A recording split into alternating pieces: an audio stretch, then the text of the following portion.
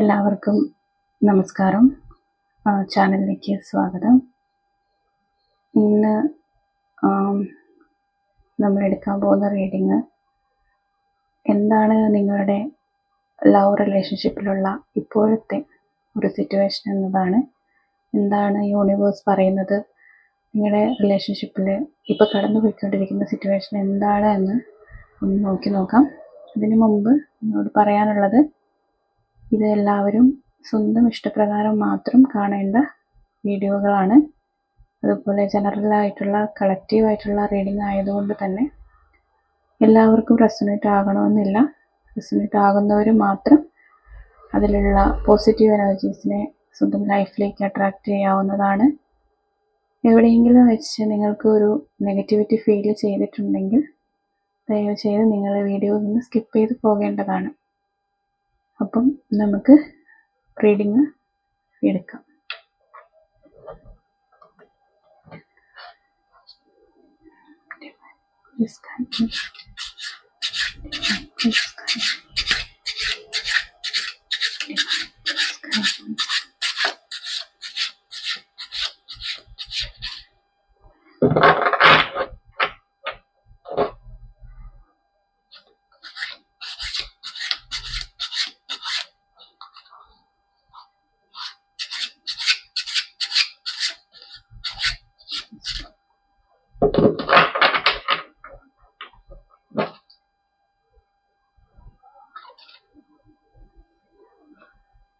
The Sun,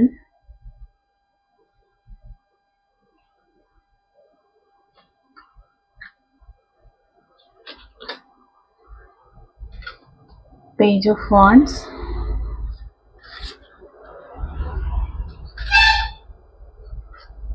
Wheel of Fortune,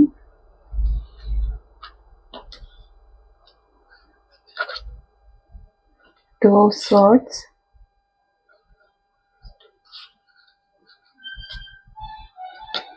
Nine of Pentacles,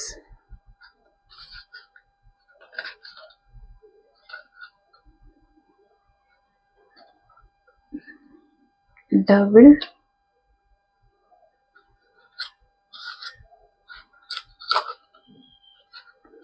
King of Swords,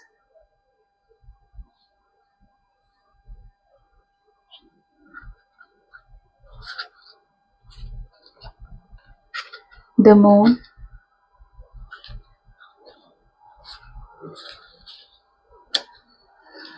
and Ten of Swords. And bottom of the deck is Eight of Swords.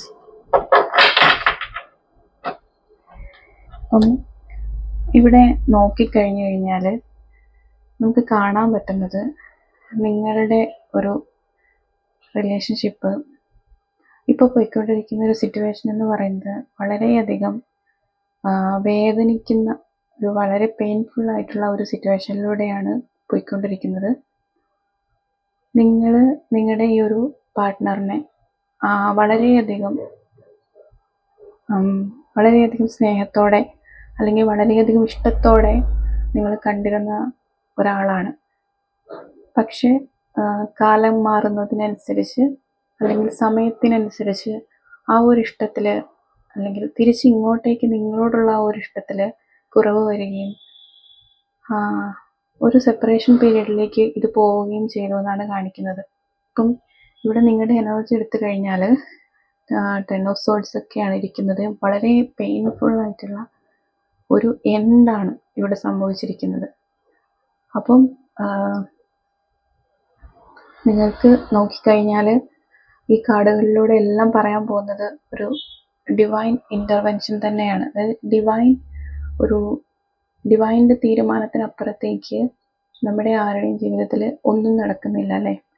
അതുപോലെ തന്നെയാണ് ഇവിടെ സംഭവിച്ചിരിക്കുന്നത്.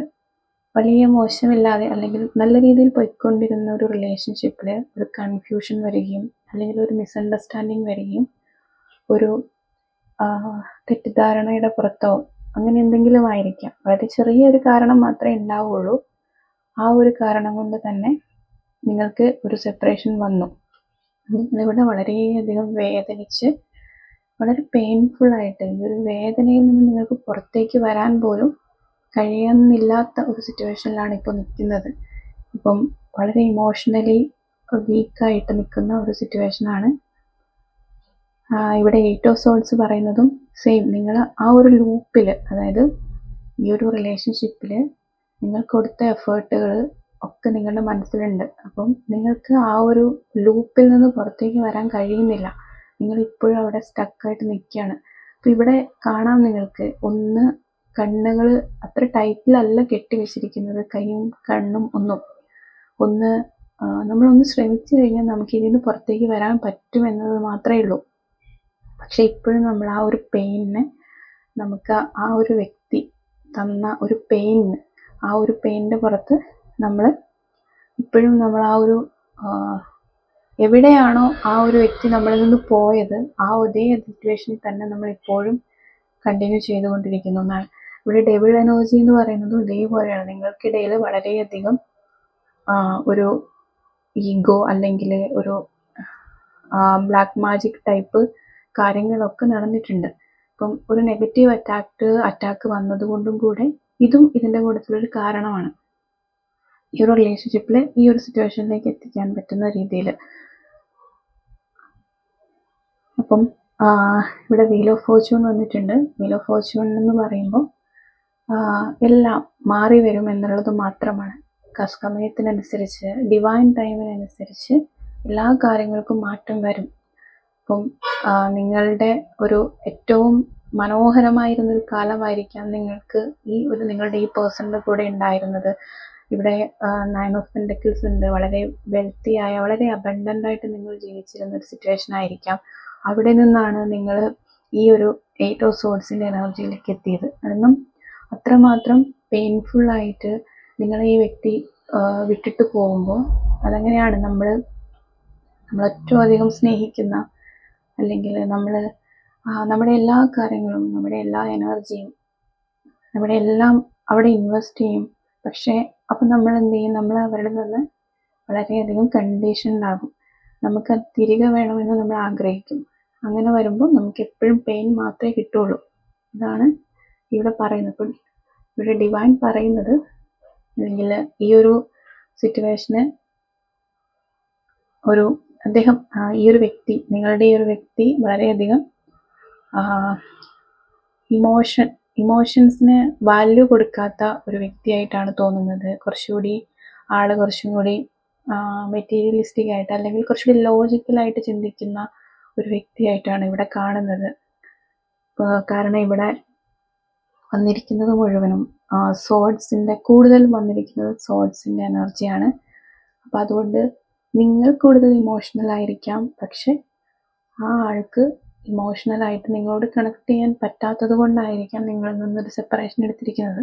നമ്മൾ ചെയ്യേണ്ട ഒരു കാര്യം എന്താണെന്ന് വെച്ച് കഴിഞ്ഞാൽ, അവർക്ക് സമയം കൊടുക്കുക. ഇപ്പോഴത്തെ ഈ ഒരു സിറ്റുവേഷൻ എന്തായാലും മാറും. വീൽ ഓഫ് ഫോർച്യൂൺ അത് തന്നെയാണ് പറയുന്നത്. ഫോർച്യൂൺ വീല് ആണ് എപ്പോഴും മാറിക്കൊണ്ടേയിരിക്കും. അപ്പം നമ്മൾ എന്താണോ പുറത്തേക്ക് കൊടുക്കുന്നത്, നമ്മൾ കൊടുക്കുന്ന നന്മയാണെങ്കിൽ ആ നന്മ നമുക്ക് തിരികെ വരും. നമ്മൾ കൊടുക്കുന്നത് തിന്മയാണെങ്കിൽ ആ തിന്മ നമ്മൾക്ക് തിരികെ വരും. അപ്പം പൂർണ്ണമായും ഡിവൈനെ വിശ്വസിച്ച് മുന്നോട്ട് പോകാൻ ശ്രമിക്കുക. ഈ ഒരു സിറ്റുവേഷന് എന്തായാലും മാറ്റമുണ്ടാകുമെന്ന് തന്നെയാണ് ഇവിടെ കാണിക്കുന്നത്. അപ്പം ഇത്രയാണ് ഈ ഒരു റീഡിങ്ങിൽ കാണുന്നത്. അപ്പം എല്ലാവർക്കും നന്ദി. എല്ലാവരുടെയും മനസ്സിൽ സന്തോഷം ഉണ്ടാകട്ടെ എന്ന് ആശംസിക്കുന്നു, അല്ലെങ്കിൽ അങ്ങനെ പ്രാർത്ഥിക്കുന്നു.